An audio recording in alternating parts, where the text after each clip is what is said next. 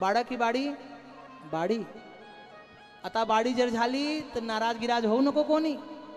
बाडी जर झाली तर प्रसन्न झाला पाहिजे. बाडी म्हणजे लक्ष्मी, घरात लक्ष्मी येते, तो आपला भाग्य घेऊन येते, आपला भाग्य घेऊन जाती. पण आजकालचे वेगळा नियम आहे. हॉस्पिटल मधून बाबा, हॉस्पिटल मधून जर कोणी माणूस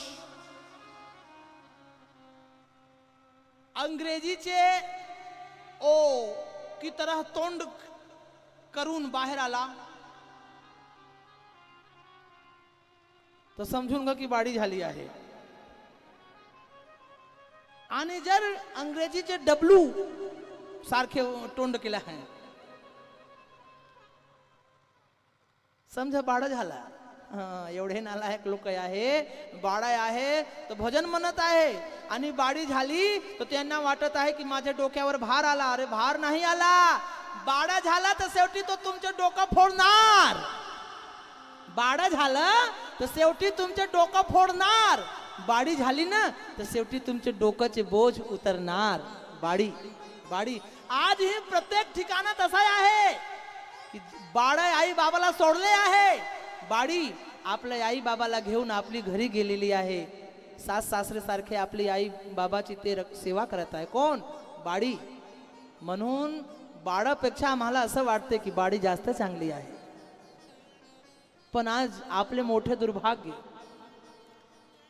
लग्नासाठी बायको सर्वांना पाहिजे, राखी बांधणारी बहीण सर्वांना पाहिजे,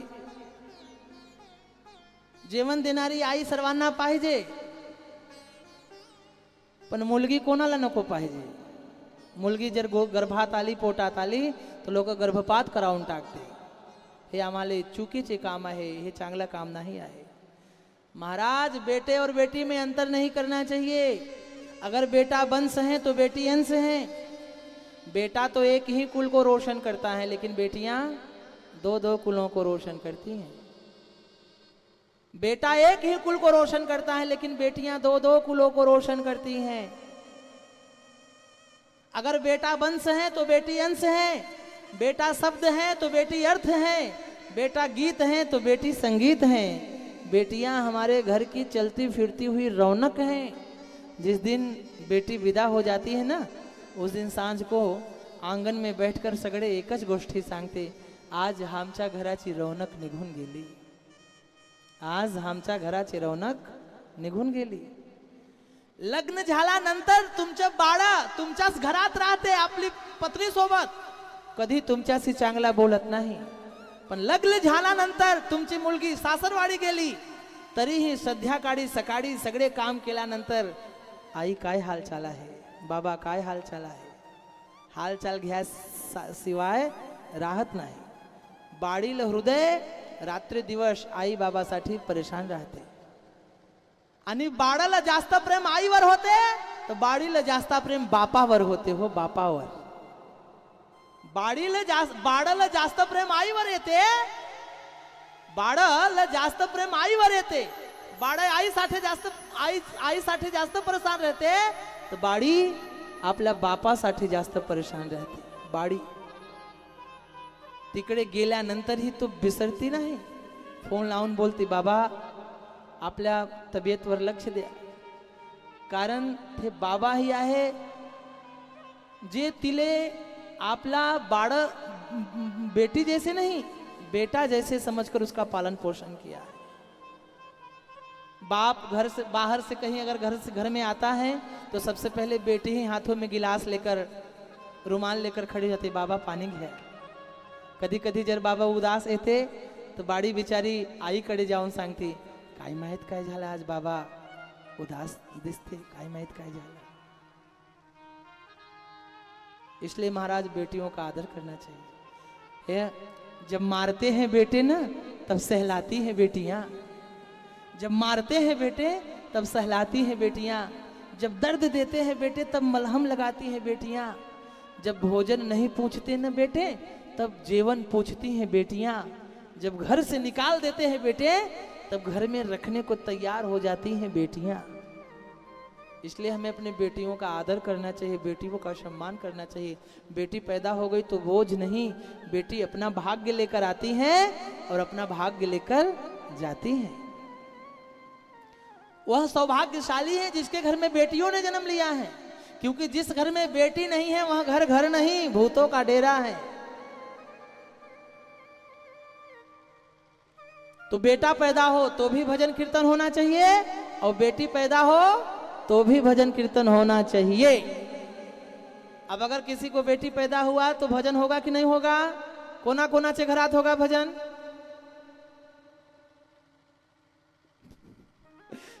माझी मराठी कळत नाही का?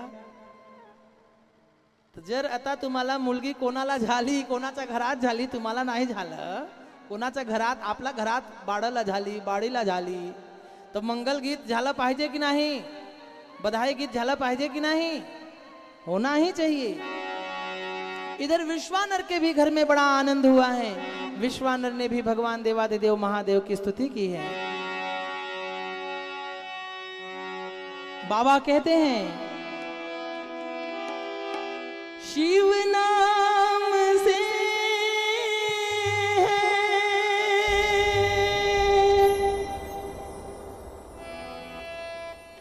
जगत में उजाला,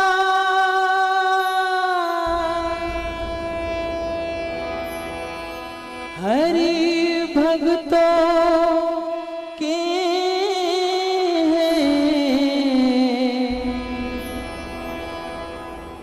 मन में शिवाला।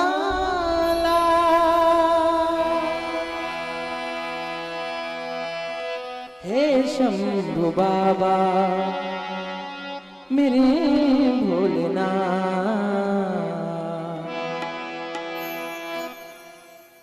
तीनों लोक में तू ही तो। हे शंभु बाबा मेरे भोलेनाथ, तीनों लोक में तू ही तो। सदा सुमन मेरा मन बेलपत्री, सदा सुमन मेरा मन बेलपत्री, जीवन भी अर्पण कर दो। हे शंभु बाबा मेरे भोलेनाथ, तीनों लोक में तू ही तू। हे शंभु बाबा मेरे भोलेनाथ, तीनों लोक में तू ही तो।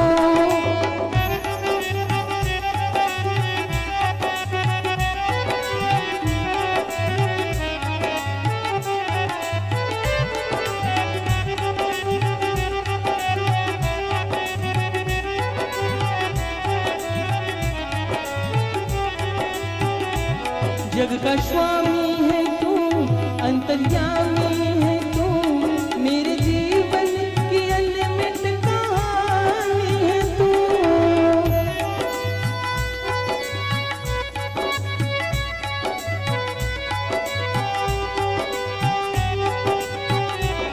जग का स्वामी है तू, अंतर्यामी है तू, मेरे जीवन की अनमित कहानी है तू।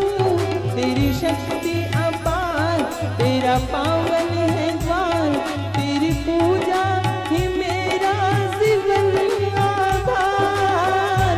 धूल तेरे चरणों की पाकर, धूल तेरे चरणों की पाकर, जीवन को साकार किया। हे शंभु बाबा मेरे भोलेनाथ, तीनों लोक में तू ही तू। हे शंभु बाबा मेरे भोलेनाथ, तीनों लोक में तू ही तो।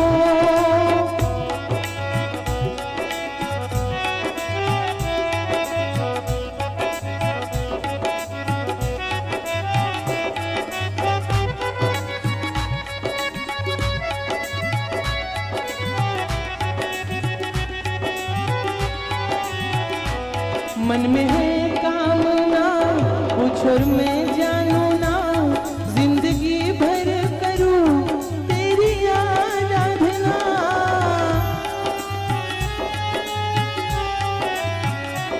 मन में है कामना, कुछ और मैं जानू ना, जिंदगी भर करूं तेरी आराधना।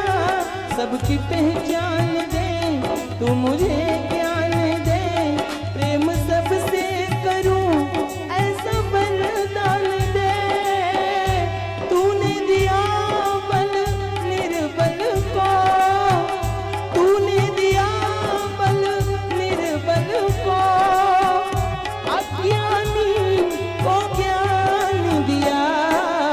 हे शंभु बाबा मेरे भोलेनाथ, तीनों लोक में तू ही तो। हे शंभु बाबा मेरे भोलेनाथ, तीनों लोक में तू ही तो।